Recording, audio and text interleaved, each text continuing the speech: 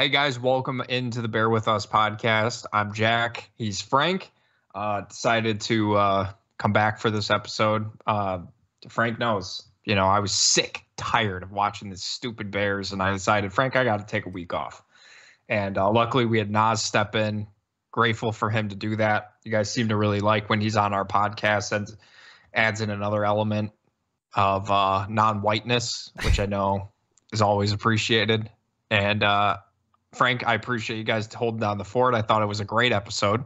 A lot of good points. I like the sweat conversation. I feel like you guys sort of had like a microcosm, like you two sort of were presenting almost all of the arguments I've seen that Bears fandom kind of have amongst themselves. So that was kind of cool. Other than that, I'm glad to be back. We got some fun things to discuss today, including another Bears W, all right, over the Carolina Panthers. And I'll fully admit it, I picked against the Bears because they wore those stupid fucking orange jerseys. Frank, I don't even want to ask how you're doing because I just want to jump right into that terrible game. Because, listen, you and I both picked the Bears to win somewhere between the 6 to 8 win range, right? I'm sorry. Tyson Bagent pumping up the crowd at the end of that game after dropping 16 points on one of the worst teams in football, that made me sick to my stomach. This team is better than that. And this was every Bears game we'd ever seen in our life. Defense, run first football, eke out a 16 to 13 game. Are they better than that though? Our expectations were better. I think they are better than that, and they should be better than that. Based off of some of the things that Bagent was doing well in that first start against the Raiders. And I know it's the Raiders, but this is the Panthers, man. Like, they're a bad team. They're a worse team than the Raiders. I get it. Like, I just see a lot of the same thing. Like, I guess what I'm just frustrated by is we just keep walking away from every single game with the same questions. Like, the results to me don't matter unless, of course it impacts draft position and things like that. And we'll get to that a little bit later. But in a must-win game, they only score 16 points. Like, come on, man. Come on. I mean, it's. I feel like it's a combination of things that me and Nas talked about last week. Just sort of the reasons why we're ready for Fields to come back, and it's not because it could be because he's further to wanting to get a new quarterback next year than I think both me and you are.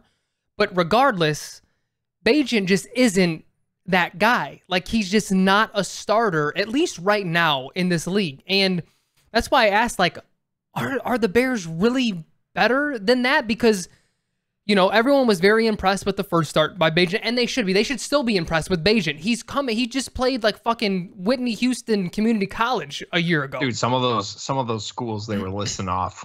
It was insane. Last 10 games he's played, just truly That's what I mean. Incredible stuff. So the fact that he not only won this job, but has looked pretty competent along the way. I know he's turned the ball over and such, but again, he's a backup. We know who he is. He's a really good backup because you have someone on an undrafted rookie deal. That's incredible.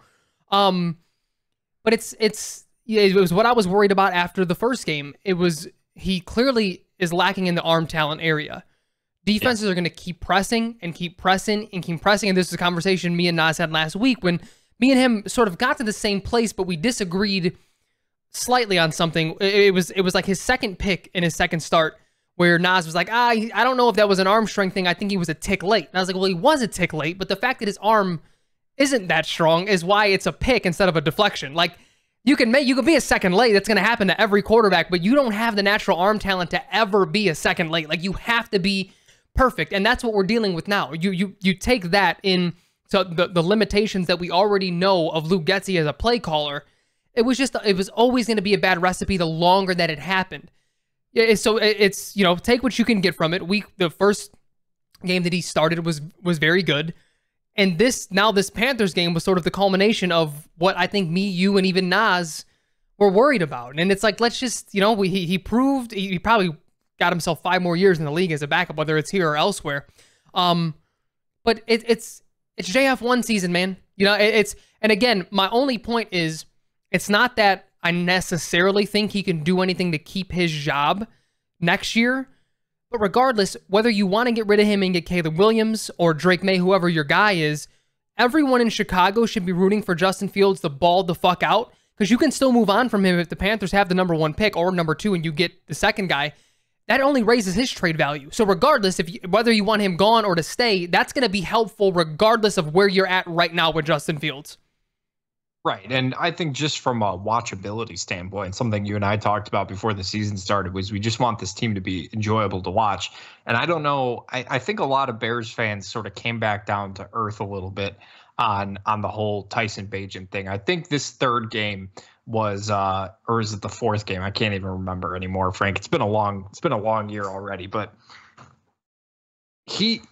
I think people sort of saw him for what he truly was in this game, because I think there were a lot of Bears fans who probably shared my sentiment where it's like, this is the Carolina Panthers. You should be scoring, you should be punching them in the mouth, and you should be scoring points.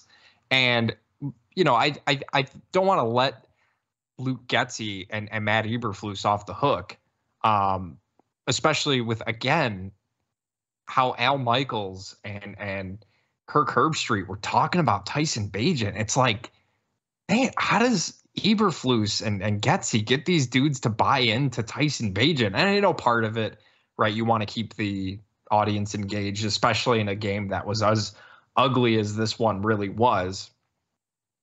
But I think a lot of people just saw Tyson Bagent as the player that he is, a very limited quarterback who can make some things happen, right? Like, he had some good throws, but again, it's more of just what we've seen. He had some good throws to DJ Moore. Again, didn't get him involved enough, in my opinion. He had some good throws to Cole Kmet. Had that really good throw to Tyler Scott where he stepped up on that third down to you know, I think that ended up being a touchdown on that drive. So, or no, it ended up in a field goal at the end of the game. I can't remember, but he had some nice throws. But again, you see the limitations. And, you know, I see people keep saying, well, why, you know, I don't want to see Justin Fields start anymore because he's not going to be here next year. Okay.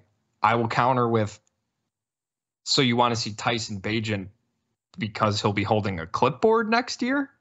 Like, you make a great point, frankly. You want Justin Fields to play well because, listen, a lot of people have kind of soured on this quarterback draft class, which is not surprising. It happens almost every year, right? You go into the new season, oh my God, you know, you want to be in the race for this guy. You want to be in the race for that guy. Think about the conversations that were had about Bryce Young going into this season, or going into last season, I should say. And I don't know if you were watching the game, Frank, but he kind of sucked. And I think that only proved our point. And Frank, if you'll recall, one of the things we were talking about when the draft was coming up and the Bears had the number 1 pick, and you'll remember people were saying, trade Fields, you got to draft Bryce Young. Rookie quarterbacks are prospects. You don't know what you're getting.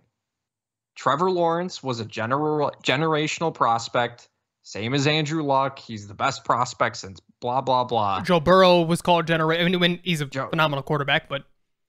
And you just never know what you're truly getting. You don't know what you're going to get in your coaching staff. You don't know how that's going to mesh well with, you know, from that side of it. You just don't know. And Bryce Young is a perfect example of why I really don't think we should be writing Justin Fields completely off. Because at worst, let's say the Bears get finished with the 3rd and the 4th pick, right? And let's say Caleb Williams and Drake May go 1-2. You know, are you going to reach for a quarterback? You're going to reach for Michael Penix. I still like saying Penix. You're going to go after like a guy like Bo Nix? Or are you going to use Justin Fields for one more season as a bridge to maybe get you to the next season where you could potentially get another high draft pick? You know, like, I don't think it's as simple as saying, well, Justin just won't be here next year, which is why, to your point, I think he should play as much as he possibly can. I agree. I think, and where I stand with it, that was a small part of the conversation I had with Nas, and it was something that he brought up. And honestly, we need to have him on more. I don't think we're ever in an echo chamber. I think me and you differ on things, but he brought up some points that had my mind gearing, which was really good. And one thing that came up in the conversation was like, are you wanting to move off of Fields? Forget his performance. Like, if you're out there, you're just going to be out. But there is still a threshold to it. Like, there's a line to it.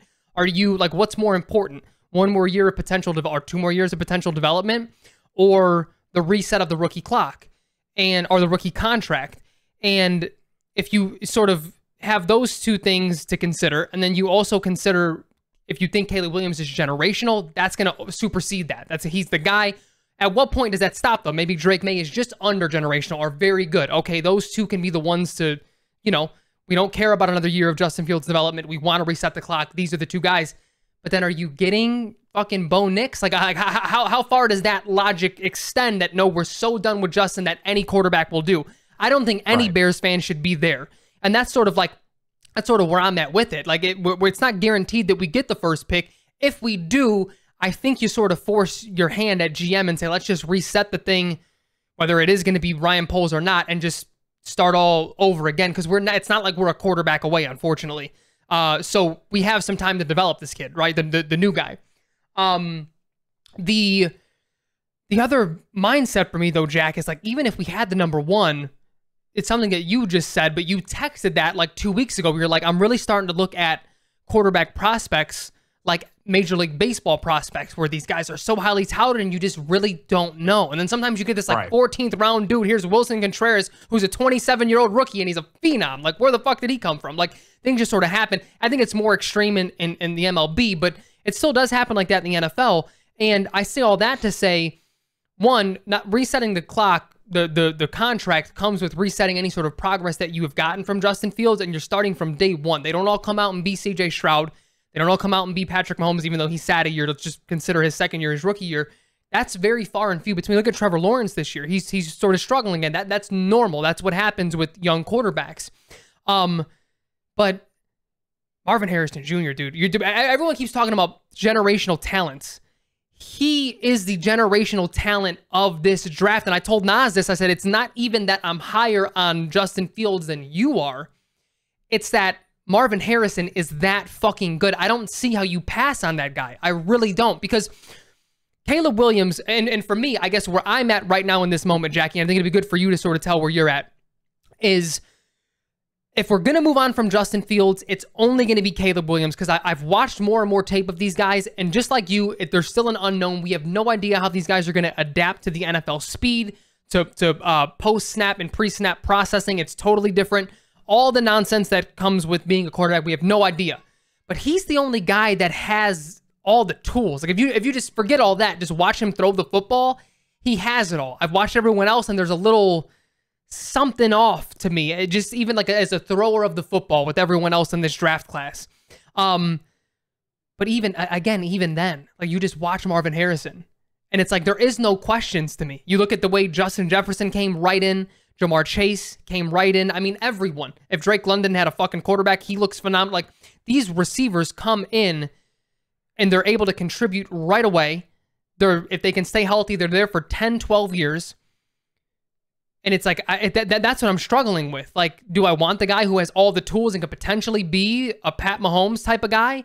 Or do I get the dude who I know for a fucking fact there's no way, barring injuries, that Marvin Harrison Jr. is any sort of bust? He's that good. Right. Honestly, I could see it being a very similar situation, which would be kind of funny to what happened with his dad, with Marvin Harrison. You know, he's gonna kill somebody. Well, no, it was at the car wash. All right, that he owned. Right. There's nothing to say. You know, listen, things happen. All right. That's what I'll say.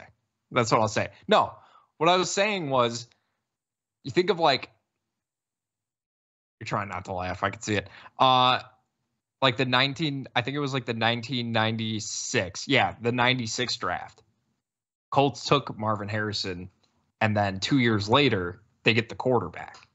And now Peyton Manning, and granted, he wasn't good in his rookie season, but now he's working with an all-pro wide receiver. And think about just how much that could have helped his development.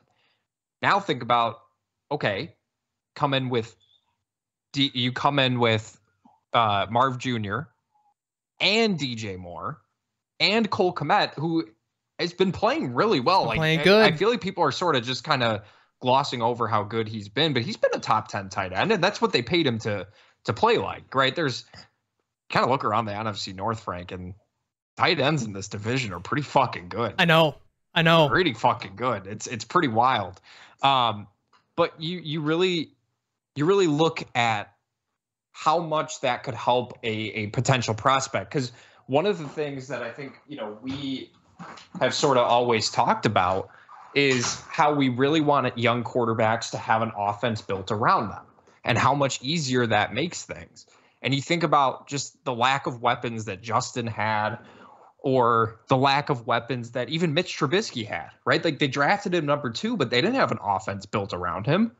But you look at just other quarterbacks that have come in, and granted, CJ Stroud is working with a worse wide receiver core than the Bears. So it doesn't always need to happen, right? But you look at a guy like Justin Herbert, who comes in with Keenan Allen, and you see that development. You see how Josh Allen really took off when he got a Stephon Diggs. And that's why you and I were so excited about the DJ Moore trade, because we thought, well, look at Jalen Hurts. That could be his A.J. Brown. That could be his Devonta Smith, right? Like, they got the Eagles drafted Devontae before knowing they had a quarterback. So I'm with you, man. Like, if you want to draft, if at 3 or even 2, fuck it. If you're at 2, the Bears somehow fall to 2, and the Caleb Williams goes off the board to the Giants or the Patriots, whatever, and they're not in love with Drake May, I'd be perfectly fine going the wide receiver, keeping Justin for another year, and see what happens in the next draft. Well, and then it was this weird thing. I don't know how much it came up in the episode, but me and Nas were texting, and he was like, it sounds like you're in love with mediocrity, wanting to take Marv. And like, that's sort of the retort, is that you build the team without the quarterback, you're going to win 7 games, 8 games, and never be in the running to get the quarterback. But, I mean, some of the examples you just brought up, did Eckler and Keenan Allen and all of them raise the floor? No, they still got Justin Herbert. Like, you're going to get your quarterback of your choice. It's about building a full team at this point. And for me, where I'm at with it, I'm not absolutely opposed to moving on from Justin. If it has to happen, it has to happen. I totally get it. But what I'm saying is there are other holes that you can delay the quarterback for at least another year. It's just sort of, I don't view him as Zach Wilson. I don't view him as someone you need to get rid of right the fuck now. Also, situations are different as well. The Jets were supposed to be Super Bowl contenders, so you have a roster built to do that. The Bears don't. So even if we had another year next year where they fucking suck and Justin just proves that he's not the dude, and you can say maybe he hasn't done that this year, but that's okay. Like, well, there's going to be, this time next year, Arch Manning and Shedeur Sanders, they're going to be generational quarterbacks too. It happens every single year. So I guess where I'm trying to balance is Caleb really generational, or is it hype? And I don't want to move on just for hype. I want to actually build this team.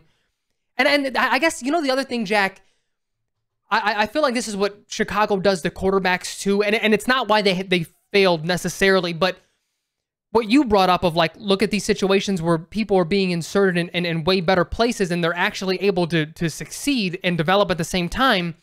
The Bears look for a quarterback to be their savior.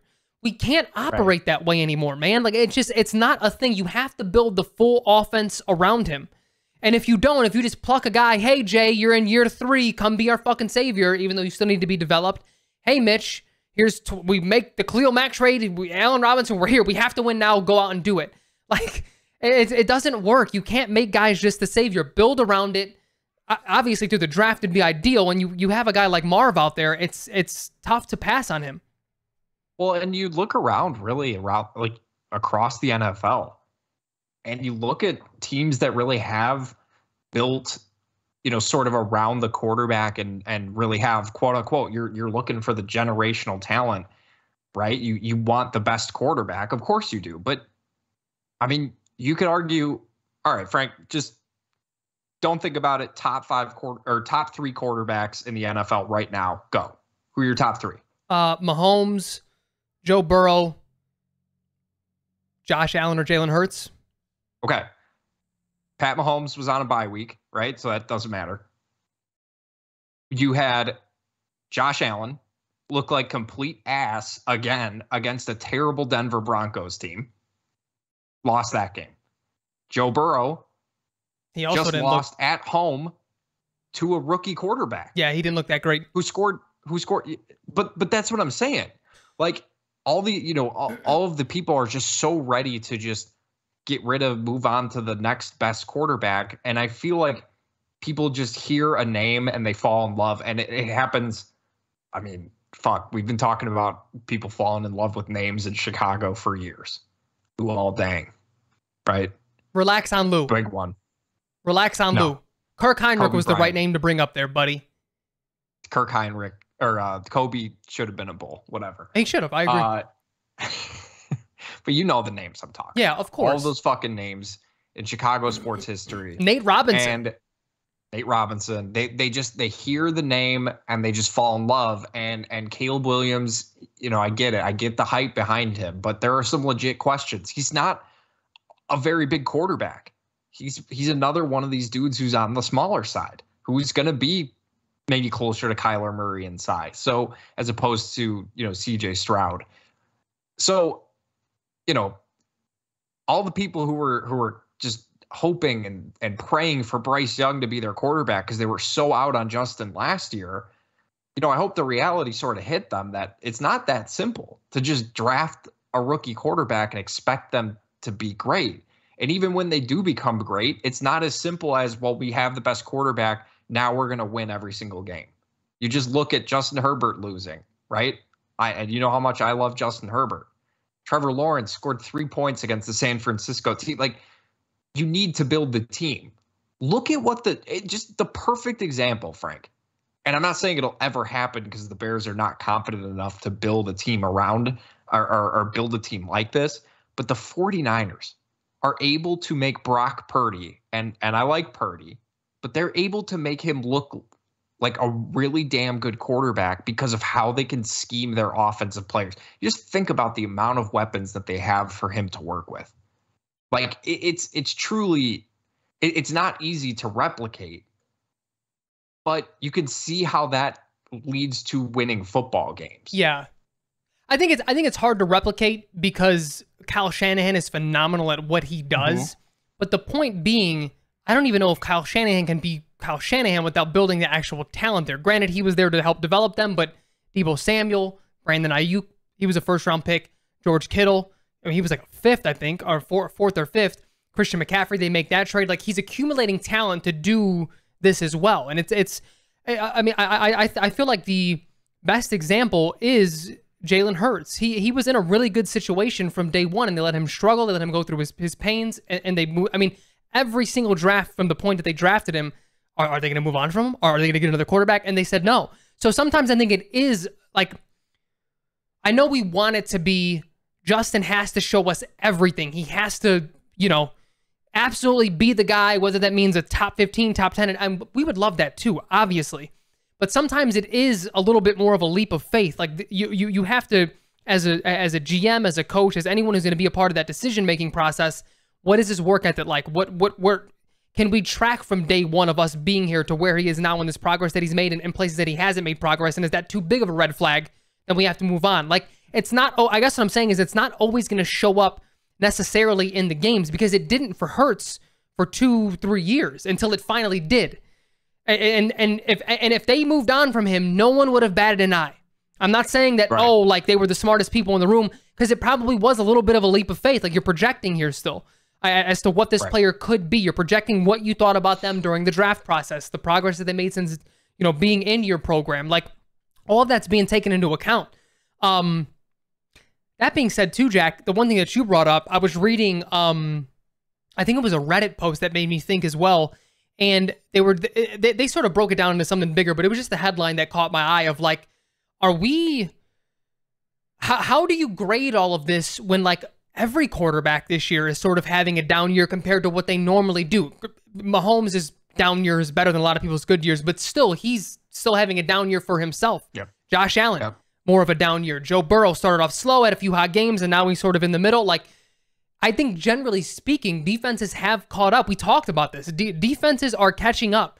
So we're sort of back on that pendulum swing where defenses understand the West Coast offense, they understand motion, they understand what's happening, and they're starting to, gain control again. Like it's been that way our whole lives. It goes back and forth. It's like, oh, here's 3 years of offense, here's 3 or 4 years of defense, and we may be entering that sort of defensive mode where, as much as we might dislike it, maybe not in the first round, but it wouldn't shock me if they picked a bunch of defensive players in the draft again. Like you sort of need that if that's where this thing is swinging. Yeah, I think I just don't think it's as simple as draft the quarterback anymore. I really don't think it's that. Now, granted, there are exceptions to that rule. Houston is not a very good overall football team, in my opinion, but they drafted a very good quarterback who I think has the traits to be a top tier quarterback. And we talked about it, Frank. We really did. You and I said if they're going to draft a quarterback, we both would have preferred it to be Stroud.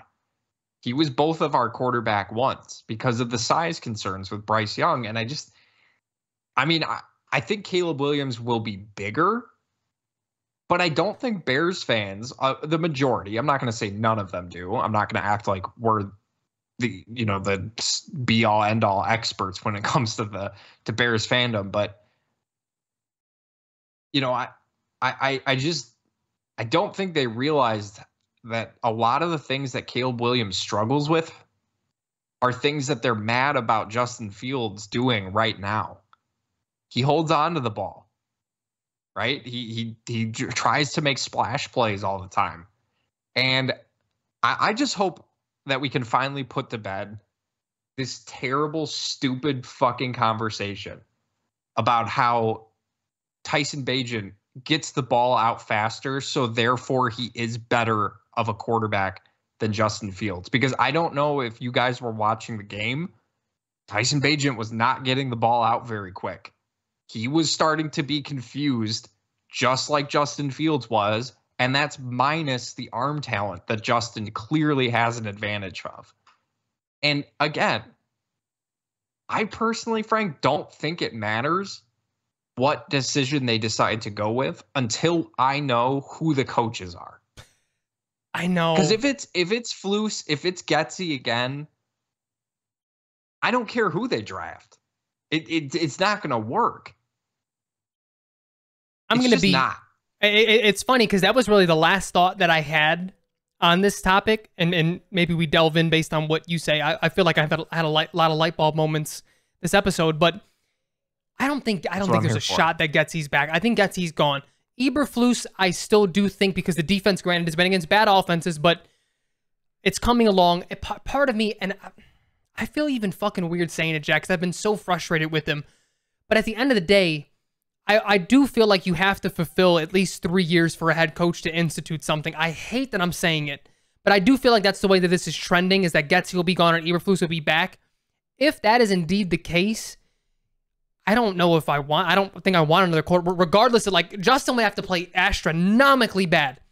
Because then if they draft another quarterback and they're bringing back Eberflus with the assumption that Getsy's gone, whether or not he's gone or not, it doesn't matter. But then that's going to be a lame duck season. You're going to have a rookie quarterback. You're probably going to win 5 or 6 games again. You're going to get fired. And now we're doing the same fucking thing that we've seen our whole lives. And nothing's ever in sync. So part of me is like, again, if they're hanging on to Eberflus, Poles is different. I think the general managers are totally, we're strictly talking coaching staff here. If they hang on to Eberflus, I think you have to let Fields stay for 1 more year. Again, unless he's like awful. I mean, like Tommy DeVito bad. That's the thing is I know people are out on Justin as the future quarterback of the Bears, and that's fine. You can be there. I'm not going to argue with you there. I personally don't think he's shown enough to the point where it's like, and granted, we've talked about it. I don't think it's all his fault that he hasn't shown that step, because I do think coaching is a big thing that's holding him back. You can't fucking tell me that Justin Fields would not be better with a guy like Kevin O'Connell. I mean, you just look how he simplified things so much for Josh Dobbs. And shout out to Josh Dobbs with another fucking win. He's the best quarterback in the league. This is the craziest thing I think I've ever seen. The guy comes into two teams not knowing anybody's name, not even knowing where his fucking locker room is. And he just comes out and balls out. And it's just like, you can't tell me that you don't see how coaching impacts mid-tier quarterbacks to the point where it's like, okay, if we could just get that with Justin Fields, then maybe he is top 15, top 10. And you can at the very least, win with a guy like that. Now, I just don't know how you look at the physical tools and say, man, we need to get rid of this guy. Because even when he's playing bad, he's still keeping them in games for the most part. He's still, outside of the Kansas City game. And he hasn't been good this year. If you want to be out on him, you can be out on him. But I don't know how you look at this any other way and say coaching is not harming this quarterback. It hasn't been. I mean, but again, when I just talked about the lack of overlap, it happened with Justin Fields. The disservice that this franchise did to Jay Cutler, kind of to Mitch, I think to a much lesser degree to Mitch. Even like Kyle Orton, I know that sort of overlaps with Jay Cutler, but I think Justin has had the rawest deal of them all. And again, this isn't throwing any sort of cape. Just let's objectively look at what happened in his career. He gets drafted to a lame duck coaching staff that we all know is going to be fired at the end of the year. Like, there's no way that they keep their jobs. And the GM. Granted, the GM, we were iffy. He could have stayed. It's, sort of, we didn't know. But he got his 2 picks at coaches, so the writing was on the wall. They both leave. Now you're with a whole new regime who didn't draft you, who thought, who knows? If they were in that situation, we have no idea if they thought highly enough of Justin Fields to trade up from 20 to 11 to get him. So we have no idea what they think of him. And not only does he have a new regime, they totally tear the thing down, which we were in favor of. I'm not saying that as a negative. It needed to be torn down. Ryan Pace's contract situation was garbage. You needed to get rid of all the dead money, let it go, do your thing. And now you're in year 2 of this coaching staff, year 3 of your career, and you finally have a real wide receiver 1. You have some continuity with the most simple and predictable offense in the league. Offensive line has been more improved. That's been good. But then even like looking at last year, that's why we sort of laugh at win-loss numbers. When the Bears were putting up like 32 points per game as an offense for 6 weeks, they lost all those games except for the Patriots one. The Patriots one they won, and then after that they lost all of them. It's what are you supposed to do? Even when the coach finally figures out, hey, this guy can run, I can play to his strengths. Your defense absolutely shits the bed. He's been given the raw deal. So we sort of talked about, like, I wonder how explicit these conversations are, thinking of like, listen, we're going to tear this fucking thing down. Eberflus is here to eat as many losses as he can. It is what it is. We're going to accumulate talent after that. We're going to get our guy once he's out there and we deem that Flus has lost enough. Could that have been the same conversation that Ryan Poles had with ownership about Justin? Listen, if he winds up being the guy, fucking great, but we're going to do a lot of losing. He's going to have a lack of support, and it is what it is. And if he makes it out on the other end of that as a better quarterback and a good quarterback, sure. But if not, we'll have to move on. I mean, because they tore it down. They absolutely tore it down. Jack, can you even name, seriously, like I challenge almost any Bears fan who's not a Bears reporter, name 6 guys from that defense last year. I probably could, but just off the top of the head, I would have to sit and think. That's how fucking poor that defense was last year. Travis Gibson, Trevis. Justin Jones. Yep. Kyler. Yep. Brisker. Yep. Eddie Jackson. Jack Sanborn. Jack. All right, okay. Name 3 more. Jalen Jones. Uh-huh. Kindle Vildor, Yep. and Roquan Smith for some He doesn't games. count. Him or Robert Quinn don't count. There was an edge rusher out there. Demarcus Robinson. Attaboy. But see what I'm saying? Even though look at the list of the names you just listed, except for Jack Sanborn, the best middle linebacker that's ever graced a Chicago Bears uniform. But it's just one of those things where this situation has not been conducive for him to succeed. And again, it's regardless of whether you like him or not. You can't objectively look at this whole teardown and say, yeah, another quarterback would have succeeded here.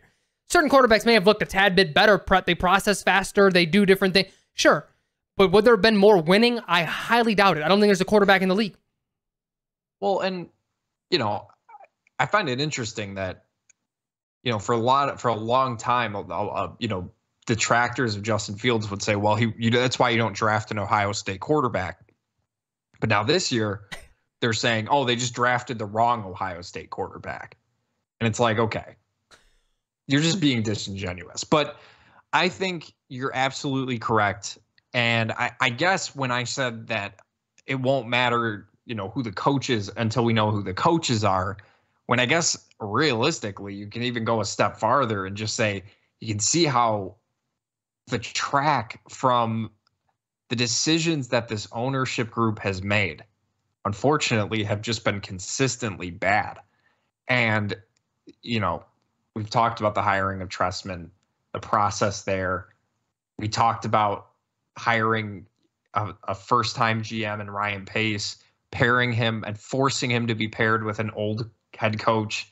And granted, at the time, you and I remember we were talking about this. We didn't know each other when he got hired, but we talked about how we did like that process. Them hiring him, and he did bring in a good coaching staff at the time.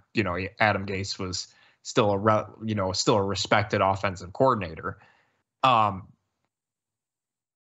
GM and the head coach not in sync on the quarterback decision. We saw how that kind of has haunted them since, right? They picked the wrong guy in Mitch Trubisky. Two other guys have been successful. Say what you want about Watson. I'm not going to argue that. But then you're absolutely right in the sense that they tried to give they brought in Nagy to develop Mitch Trubisky to be their quarterback. That didn't work. And for some reason, we all knew that Matt Nagy had lost the locker room. He'd just become a guy who clearly was in over his head. He proved that he can't develop a young quarterback. He literally proved that he couldn't do it. And they give him another chance.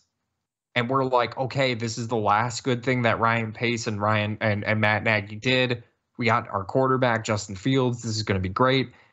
3 years later, now we're like, well, shit.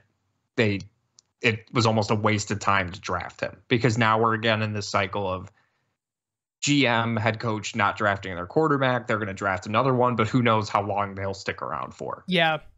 It's just ownership is and I know you saw it. We got people out here saying that they never should have fired Lovey still. And can we, guys. I'm going to be honest. It's not even because I'm a Bears fan. I just need like 5 years of some sort of sustained success, even if it means like getting bounced in the first round. I need that to stop, dude. It's like, because I hate having to come across as negative towards Lovey, because he has still been the best head coach in my lifetime. He's one of the best Bears head coaches of all time. He was fucking phenomenal, but it was time to move on from him. Like the year, people always bring up, well, the 10-6, they started 7-1 that year. Yep.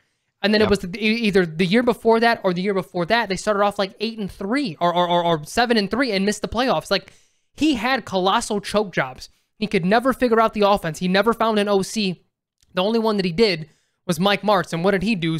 Fucking sell off the best tight end that the Bears have had since probably Ditka. I mean, it was his time to go. And anyone who feels any differently, I like, you are just a meatball. There's no other, like, I guarantee these same dudes, if it wasn't them, if they weren't old enough, it was their parents who still talk that Ditka needs to be the coach. They want the coach back. That's how this works. Is any iota of success is we have to bring them back? No, it's not how it works. It's not, especially because it's not like Lovey went out elsewhere. Like, I would understand if Kyle Shanahan wasn't that good at his job and people in San Fran were like, fuck, I really love Jim Harbaugh back. Like, he was successful there and he left on a weird terms. And then he went off to Michigan. He's been doing phenomenal. Lovey has been bad everywhere. And again, I hate that it comes across that way. At the end of the day, all that wound up happening with him, outside of the fact that he couldn't figure out the offense, his defensive scheme it's outdated. That the no one runs the Tampa 2. The Bears now are the only team that runs a cover 2 defense. And the only one that comes close, but it's been warped into something kind of completely different, is the Seahawks ran the cover 3 for a while, which is a similar scheme, but they're more seek and destroy. They've veered away from that, and they do a little bit more. Pete Carroll's been able to adjust what that defense does, but it's like, yeah, dude, I don't know. It makes me so frustrated that people... I just want to look back at that and have like the good memories that we have, not look back and say, damn, we should hire him right now today. It's like, for what? What would be the purpose of that? Right. And the Tampa 2 defense that lets the Panthers complete, what was it, like a 1st and 30 or something like that? Something ridiculous towards the end I think it was of the a 1st game. and 32. I mean, it's something straight up ridiculous. Like, yeah, you're right. No, and the thing is like, not only is the scheme outdated, we don't even have the personnel to run it successfully. Lovey got there because he built the shit out of those trenches, him and Jerry Angelo, who was great at drafting defensive players. And they were able to get pass rushes, Second which is 27. Second and 27. Yeah, I knew it was something stupid. But you think of Mark Anderson, you think of Adewale Agunlia, you think of Alex Brown, these dudes, and Tommy Harris when he was healthy. These dudes were getting pressure with 0 blitzes. They didn't need to blitz at all. And then you were able to have these soft zone coverages because you're getting to the quarterback in 2-3 seconds. We don't have that. Montez Sweat is the only pass rusher we've had since 2018. Well, Robert Quinn, I guess, counts, but we sucked. It really didn't matter. Yannick Ngakoue had a sack. All right. You show some respect. Show some respect to Yannick Ngakoue. All right. But no, you're absolutely right. Like, I think what's frustrating is, like, as Bears fandom, like, we're so just beaten down by just the constant badness that we can't even enjoy a trade where they may, trade for a good player in Montez Sweat and they extend him. And I told everybody that the extension is going to happen. I don't know why people were so freaked out about it. I have no clue. But I think it's just because they're so conditioned that the Bears are just going to make the wrong decision constantly. That it's just like, well, of course they're going to trade a high second round pick for a pass rusher, and of course he's not going to sign with the Bears. But I hope people understand. Again, I was listening to Nas, explain it, and not necessarily criticizing him, but just in general, people were like, well, you could have just gotten that in the offseason. That's not necessarily true, because the Falcons would have extended him the same way that the Bears did. And then, of course, he gets extended, and the one thing people are now concerned about is money, how much they're paying him. It's like, you can't make this fan base happy until you start winning some games. And I get it. I understand that. But, Frank, I just have no confidence in this coaching staff. This game, in a must-win game, they were behind the Carolina Panthers for too damn long. Like, you have Amir Smith-Marset, the guy you cut because he was bad, granted, returning the touchdown on you. You have your 3rd-round pick from last year doing absolutely jack shit. Nothing. And this offense does not look good. And my point earlier that I got off track on was Luke Getsy and Matt Eberflus have sold Tyson Bagent, right? They've sold him to the commentators. And they're telling you this offense will look good with Tyson Bagent. It works because this is the quarterback we want. Well, if that's the quarterback you want, go find another job elsewhere, because it's not the quarterback I want. Yeah. And it's not the offense I want. And it's just, you saw it again. Some of the cowardly decisions that Matt Eberflus was making in that game. It's like, dude, you're playing a team with 1 fucking win. You've got 2 wins yourself. Why are you playing so conservative? I don't want that. I don't get it. Nothing they do makes sense to me. And now they have the 1st pick and the 5th pick. That's where they're at. Thank you, Kyler Murray, for coming back and winning the game when you absolutely needed to. I think Arizona's going to get at least 2 more. So I think they're good. The Packers will win a couple more games. They'll be fine. Rams will win a couple more games. They're good. The Giants and the Patriots, Frank, are the 2 teams we're really good. Because Belichick is selling out, bro. You watch that game against the Colts. He's selling out fucking hard. Yeah, no punt returner. That was wild. I don't know how the Giants are going to win another game. The Giants, I can see the Patriots defense winning them a game or 2. The Giants are fucking atrocious. They scare me the most. Because who is the backup to Tommy DeVito? Who can they even put in? Yeah. Was Tyrod Taylor, is he out? He's on the IR, so it was at least 4 weeks. So what was that, week 2? That's tough because if he was playing, he could have got them a couple more. Oh, yeah. He looked good. Not good. Yeah. He looked solid. He's a professional quarterback. He looks like that everywhere. He's never going to be awful. Yeah. It's terrifying. Jackie, I think a proper way to end this episode, I think we are in the same boat with Justin. I'm not completely out. I think I'm veering that way just because of the situation, not necessarily what I think about him as a talent. Let's talk specifically Eberflus, because for me, let me just say this. Getsy, when he said last week, not that I wasn't already out on him anyway, but this was like, if there was a fucking glimmer of hope. When they asked him, yeah, like, what do you think if Justin plays? He's like, oh, the game plan won't change very much. We do what we want to do. I'm like, what, dude? Like, again, you can't have any different of quarterbacks. Like, literally, like, every single thing about them is different. One holds the ball longer, one throws the ball faster, one seems to process a little bit longer, one likes the big game hunt, and whether it's a lack of processing or just, wanting to make that big play. One's a phenomenal runner, one is a little bit like Bayesian is a good scrambler, but clearly not the runner that Justin, like, totally different. Couldn't be anybody, even arm strength wise. The throws that they can pull off, phenomenally different. And for him to say that, you can't bring him back. That's absurd. But Eberflus. How about when he said, did we ever find out what the trick up his sleeve was? No, but I did find it really funny. This is what kind of sucks when it comes to Eberflus. You've noted this. I think he genuinely is a nice dude. Like, he seems like a good guy. Sure.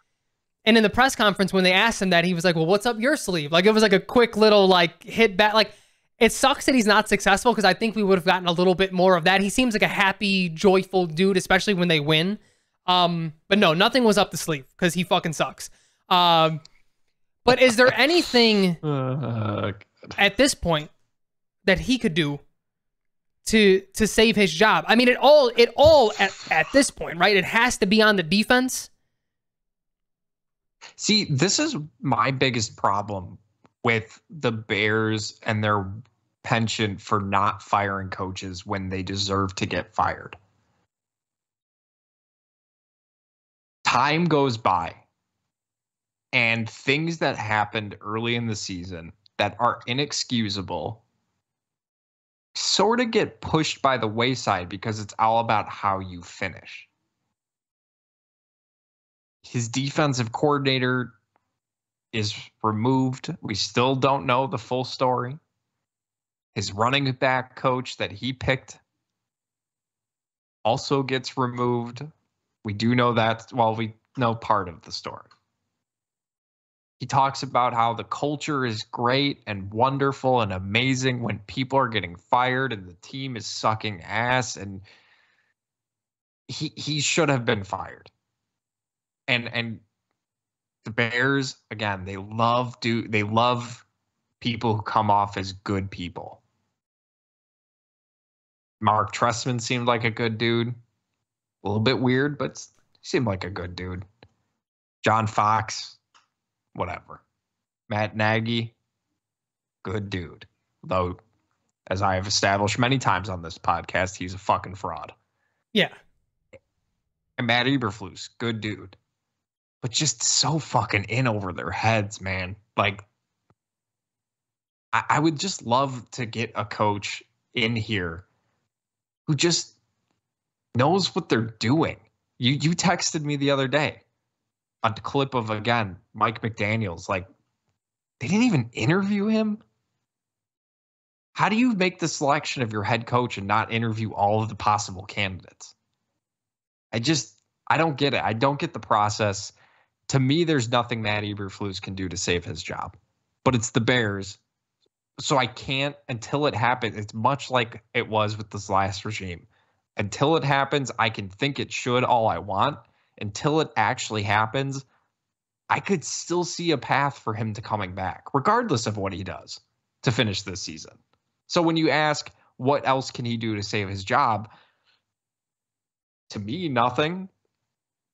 But to the McCaskies, to Kevin Warren, who knows? Who knows?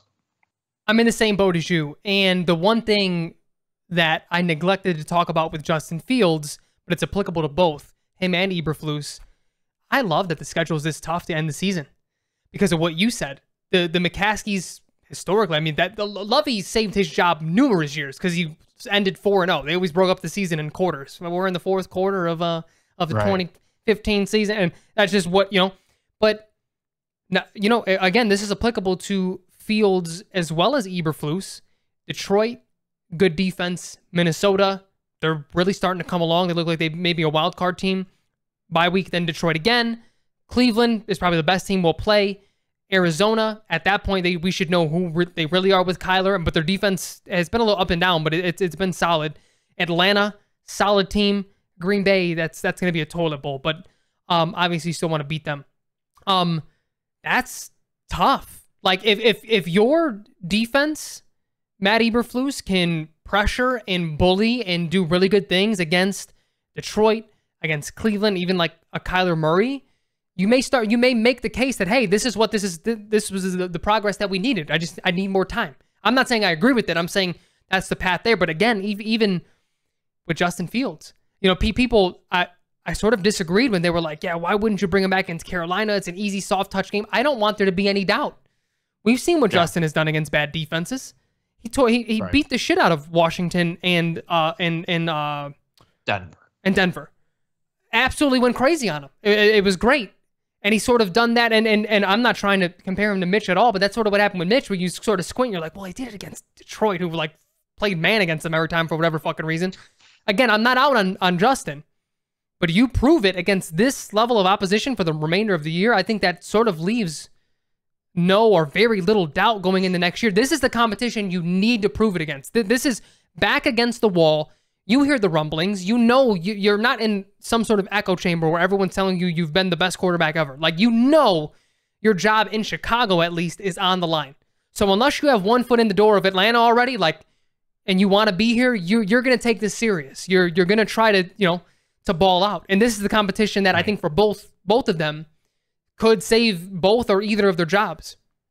Well, let me amend my statement, and then we can end the podcast because I think this is a good endpoint. Here's the thing Matt Eberflus can do to save his job. Beat Green Bay in Week 18. God, what if they just lose every game and only beat them? I was just about to say, you could lose every single game after that or before that, but I'm telling you right now, if they go into the offseason having beaten Green Bay, everyone comes back. I can guarantee it. Getsy can't. Again, I'm leaning towards, I don't want it to happen. I'm mentally preparing that Eberflus will be back because he's had some good defensive performances this year. I think they're going to chalk that up as progress. Kyler Gordon has made progress. Tyreek Stevenson, they're going to chalk this up. Jermon Dexter, when he gets the reps. Even Pickens against Carolina. We didn't talk much about the game because there's not much to talk about, but he made some good play. So I think they will chalk that up as progress. I'm moving the goalpost a little bit because I said if he was back, I wouldn't be a fan. Getsy is the smoke. Getsy is the one. If Getsy's back, I'm not. I can't. I'm telling you, if they beat Green Bay, everyone's coming back. Don't fucking tell me that, Jack. I'm telling you right now, and I bet you that there's a lot of our listeners right now who just went, yeah, he's probably right.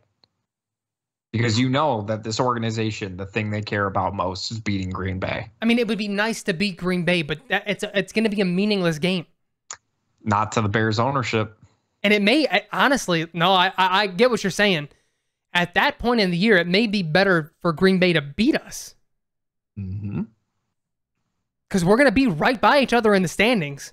If we have the same record, I'm going to be rooting for Green Bay. Get us a higher draft pick. Yep. But they won't. They're going to be like, I'm not saying they will be automatically beat Green Bay. Because every time I think they'll beat Green Bay, they get smacked around a little bit. But it's just like, you just know, like the bookend to the season. Now, if they lose, let's say they win 2 more games. Mm-hmm. You know, they beat the Lions once, and you know they beat Cleveland, because who knows what Cleveland team you get, or maybe they beat Arizona and Atlanta. We're not beating Detroit. Beat Arizona. Maybe they beat Arizona. Sure. If they get 2 more wins, you're feeling good. The defense, let's say, you know, they play really, really well. If they lose to Green Bay, that gets him fired. So either way, Green Bay is a must. I think Green Bay is a must-win game for Matt Eberflus to save his job. Maybe. You know what? I don't know, Jack. I'm not fighting back or refuting, because everything in me is saying you're probably right. But Kevin Warren, if he truly has... That's the wild card. I know, that's the wild card. That's what I mean. If he truly has the control that we think and we were told that he has, granted, he may keep them for different reasons. We don't know, but I don't think Green Bay at this point is nearly as important to him as it was to when McCaskey and the old prior, I forgot his fucking name, Ted Phillips, were the decision makers.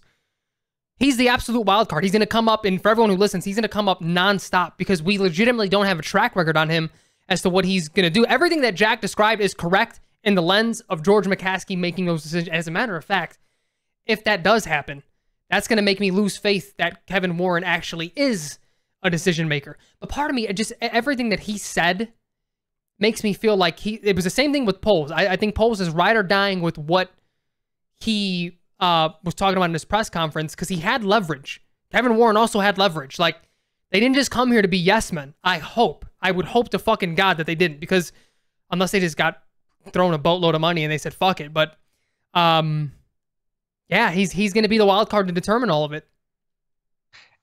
I wish we knew more about his standing with the Bears and sort of what his role will be, because he's had obviously multiple opportunities now to speak and to sort of put his stamp on the game, or on the Bears, I should say. He's had a lot of opportunities to do that, and he hasn't. So I'm just curious what exactly that will look like. But I guess time will tell, and I guess there's a very good possibility week 18 that Frank and I are on this podcast spinning the wheel to find out what the new name of the podcast will be. Yeah. I can't. I'm not being a Lions fan. I'm not doing Lions. If we become a Bears hate podcast until this regime is gone, bear with us still fits. Yeah. We could literally just make negative content for a year. I don't know if I could do it. I don't know if I have the hatred left in me. No, it's gonna be reignited. Yeah, it hasn't hit like the what do they call it, like the apathy level yet. That hasn't hit yet. I'm still angry. Yeah, I haven't been mad this season. I've just been annoyed. Yeah, well, I mean, it's something that we've touched on, and I don't want to extend us too long here, but it's something that we've touched on, even like through the Mitch Trubisky era, and like lack of progression and not always knowing what we were seeing, and like really getting a good feel for what it looks like for a quarterback to not develop, and just really not be good. I feel the same way, just about like coaching staffs and such. Like, we've been through a few now. And the things that we brought up in the offseason that were red flags, and one dude was like, yeah, we were trying to lose. Like, he commented on it, and we were like, but still, though, like, they're not. The front office can be. Coaches are not. That's his nature. He's a conservative, punting on 4th and inches all the time. Like, we saw this coming, so that's why it's like, it's why it has been angry, because it's like, we saw, like, we knew. We had that feeling already. We sort of know what to look for early on that are that are red flags. And like not because even now that I look back, like what were the red flags of the Matt Nagy era? The defense being so elite, cutting fields in half. Maybe you slow down on the offensive genius thing, but then like he relied so much on trick plays in that first year, and people don't talk about it. Think of all the Santa Slay and the this and that. Those were all trick plays that NFL defenses weren't ready for yet, and as soon as that was gone, he was below average. They have not proven any of our doubts wrong this season. So it's disappointing, it's frustrating, but bear with us. Come on. As we get to the end of the season. By the way, I think Frank and I will probably be skipping our picks moving forward. We just rather spend time talking about the Bears, and even though I'm on a hot streak, ever since we stopped doing the picks, I've won I've been on a roll here. That pressure's off. Pressure's off. I guess we'll keep going. That being said, I'm picking Detroit to win this game pretty easily. I'm picking Detroit as well. And I hope Justin plays so we actually have something to analyze for our next episode. Yeah. I also hope that those defensive tackles need to play more reps. Agreed. Whatever the odds are for David Montgomery multi-touchdown game, whether that's 2 or 3, go take that. Take that, because he's gonna go off. It will, yeah. It'll be the over. Dan Campbell seems like the guy. He seems like the guy who would want that to happen. That's what I was just gonna say. Dan Campbell's gonna make sure if they're in the red zone, it's gonna be David Montgomery season. So probably start him in fantasy. He may not even get a ton of yards. He's gonna get 2 or 3 touchdowns. Yeah, it's gonna get ugly. It's gonna be really bad. What if Justin throws for like 385, 5 touchdowns, no picks, and a rushing touchdown, and he just right at midfield, just takes Jared Goff, and he grabs him by his fucking blonde locks, and he just shoves his fucking... Or is this a home game or an away game? Away game. And he just fucking takes a Ford motor, and he just shoves it right up his... Now, if Justin pulled like a T.O. and like took a Baker Mayfield, like took a flag and like planted it in the middle of Ford Field after a win, that'd be pretty good. We need some divisional rivalry again. That would be great. That lens, though, that's what I need from Justin here on out. Whether it means he's better or worse for it, I need him to enter this period as a fuck it season. I need him to just embody Jay Cutler and throws. Do what he said. Do what he said he was going to do. Exactly. Because, again, I want there to be no doubt regardless. Where the doubt is going to come is when he's holding it. Is it really him? Is it the coaching? Is people open? Fucking sling it, man. Go out there and I need you to enter your hoe face. So, go out there and just let it all loose. Let it all out. So I'll say this as the last thing. I'm guessing you're picking the Lions. I'm picking the Lions, yeah. Okay. Probably by like 3 scores. I will say this. To the point of if Justin, I need leave no doubt, et cetera, if he's holding the ball, if we're still, I'm going to start just putting that under the category of he's not the guy. Oh, same. No, you have to. Like that, like him, those questions, if those questions are coming up, oh, why isn't he throwing? Is it the coaching? Is it the play call? That's going to be a mark against Justin from now on, because it's just not working. So I hope he plays. I hope it's Justin Herbert just did the damn thing against them, scored a bunch of points. So maybe Justin can do the same. Maybe DJ Moore can have another, 3 touchdown game. That'd be nice. I'd be cool with that. I would as well. I need it for fantasy. So fucking go. Let's fucking go. All right. That'll do it for this week's edition of the Bear With Us podcast. It's good to be back. Frank, appreciate you. Nas, appreciate you too. Good work holding down the fort. We'll be back next week to talk about the Bears' absolute getting their, I was going to say ass kicking, but that makes it sound like they're going to win. Yeah. So getting their asses kicked by the Detroit Lions, which is just kind of feels gross. We shouldn't be worse than the Lions, but here we are. Appreciate you guys listening as always. Subscribe, like, share, all that cool stuff. And we'll talk to you guys next week. Later, Jackie. Later, everybody. Everybody love everybody!